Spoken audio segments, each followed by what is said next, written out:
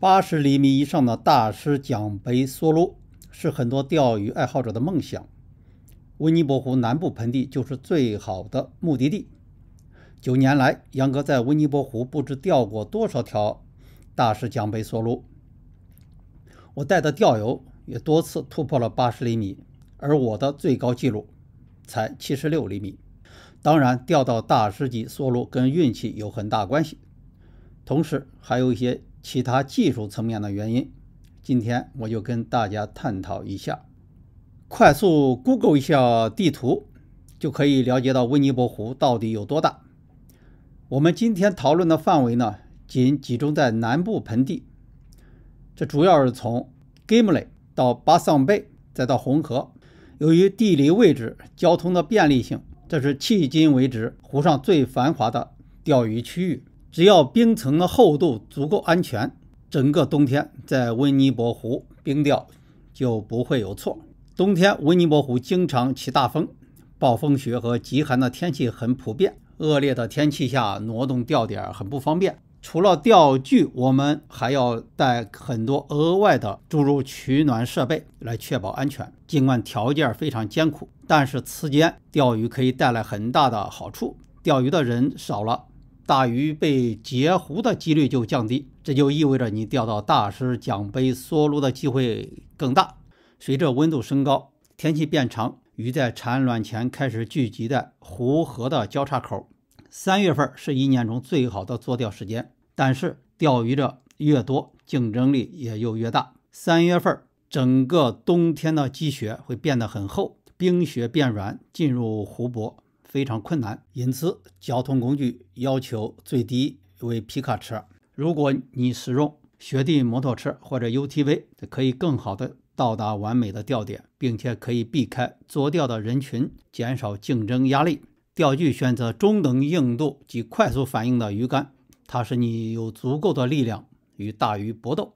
1000型的卷线轴，8到10磅的编织冰钓线足够实用。一根杆使用5舌板 crankbait 或者称为 VIB 的诱饵，上下晃动，使其发出嘎嘎的声音，把远处的鱼来吸引过来。它的闪光及泳姿也会刺激大鱼前来攻击。另外一根杆使用铅头钩或亮片等挂着小活鱼、冻鱼，在适当的时机进行斗钓。正确使用探鱼器会大大提高中鱼的几率，尤其是 3D 探鱼器问世以来，其可以清晰地看清鱼的轮廓大小及游姿的方向，更好地控制你的逆饵，进行调整斗钓策略。传统声呐也是很好的选择，至少让你可以了解到鱼已在冰洞的下方的水层位置。如果没有探鱼器，把逆饵及活饵调整位置高于水底5到10公分进行斗钓。最后，杨哥跟大家探讨一下钓点的寻找。首先，利用水域地图等高线来寻找结构。温尼伯湖南部盆地也有一定的结构，但是不像安省的伍兹湖那样明显。现在智能手机都有这样的 APP。蜂鸟的 FishSmart 发布的地图以单个水域收费，价格远高于佳明的 Boating， 但 FishSmart 它显示的石堆、断裂线等结构要比 Boating 有更精确的深度轮廓。同时要明白，鱼不会像在伍兹湖那样一直待在结构的区域，在温尼伯湖移动1公里，深度能变化1米，就算是结构有明显的改变。它们通常会整天漫游的特定的区域，并随着日光的开始减弱而往返。因此，找到特定的结构也是找到鱼的关键因素。通常要找断层、凸起这些结构。结构就像居民区往返超市有一个必经之路，熙熙攘攘，皆为鱼来鱼往。沿着冰基寻找钓点也是一个不错的选择。这些区域提供了额外的氧气和光线，是饵鱼的理想栖息地。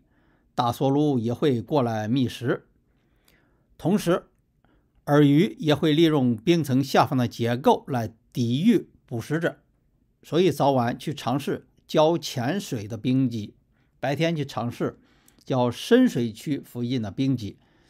这里不仅可以发现奖杯梭撸，而且还可以钓到很多鱼。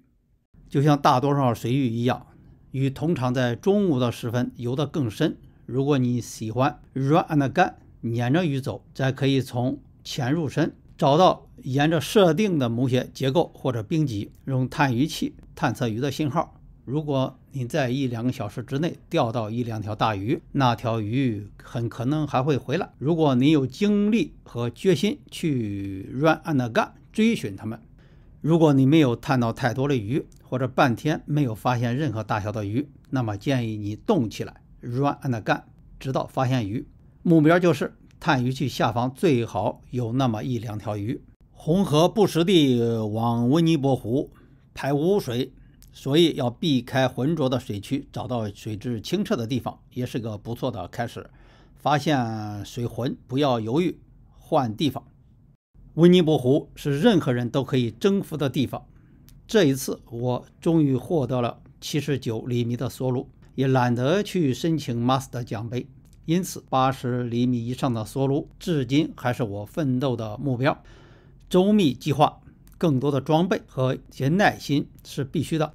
总而言之，80厘米以上的奖杯梭卢，世界级的钓场在等着我们。祝大家好运！这条路通往的地方，是否有一道光？还是想面对这